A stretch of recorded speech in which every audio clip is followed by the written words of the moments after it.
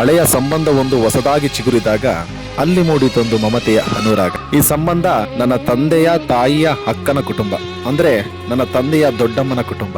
ಈ ಸಂಬಂಧವು ನನ್ನ ತಂದೆಯ ಕಾಲಕ್ಕೆ ಅಂತ್ಯವಾಗಿತ್ತು, ಆದರೆ ಈಗ ಮೊಮ್ಮಕ್ಕಳ ಕಾಲಕ್ಕೆ ಮತ್ತೆ ಒಂದಾಗಿ ಚಿಗುರಿ ಮೊಳಕೆ ಹೊಡೆಯುತ್ತಿದೆ. ನಮ್ಮ ಅವರ ಒಡನಾಟ ನಿಂತು ಹೋಗಿ ಸುಮಾರು 35 ವರ್ಷಗಳ ಬಳಿಕ ನಾವೆಲ್ಲ ಈಗೀಗ ಒಂದಾಗುತ್ತಿದ್ದೀವಿ.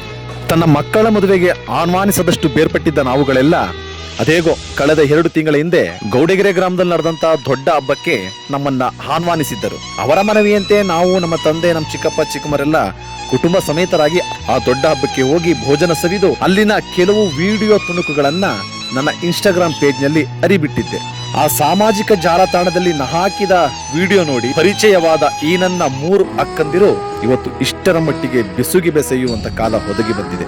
ಆ ಎಲ್ಲ ಹೊಸ ಮುಖಗಳು, ಆ ಪರಸ್ಪರ ಪರಿಚಯ, ಆ ಅಕ್ಕಂದಿರು, ಆ ಭಾವಂದಿರು, ಆ ತಮ್ಮಂದಿರು, ಆ ಆಶ್ಚರ್ಯತೆ, ಆ ಬಿರುಗು, ಆ ಖುಷಿ, ಆ ಅನ್ಯೋನ್ಯತೆ, ಆ ಸತ್ಕಾರ, ಆ ಫೋಟೋ, ಆ ವಿಡಿಯೋ, ಆ ಮಾತು, ಆ ಹಳೆ ಕತೆ, ಆ ಹಳೆಯ ವ್ಯತೆ, ಇವೆಲ್ಲವನ್ನ ಮೆಲುಕು ಹಾಕುತ್ತಾ ನನ್ನ ತಂದೆಯ ಆ ಬಾಲ್ಯ ದಿನಗಳನ್ನ ಇನ್ನೋಟವನ್ನ ನೋಡಿ ಬಂದಂತಾಯ್ತು. ಸಂಬಂಧಿಕರಿಲ್ಲವೆಂದರೆ ಅದೇನ್ ಚಂದ, ಎಲ್ಲ ಒಂದಾಗಿದ್ದರೆ ಹಬ್ಬ ಏನ್ ಆನಂದ. ಹಬ್ಬ ಹುಣ್ಣಿಮೆ ಮದುವೆ ಮುಂಜಿಗೆಲ್ಲ ಹೋಗಿ ಬರುತ್ತಿದ್ದರೆ ಮಾತ್ರ ಉಳಿಯುತ್ತದೆ ಆ ಸಂಬಂಧ. ಇರಲಿರಲಿ ಈ ಸದಾ ಈ ಅನುಬಂಧ, ಹದಗೆಟ್ಟರೆ ಅದು ದುರ್ಗಂಧ.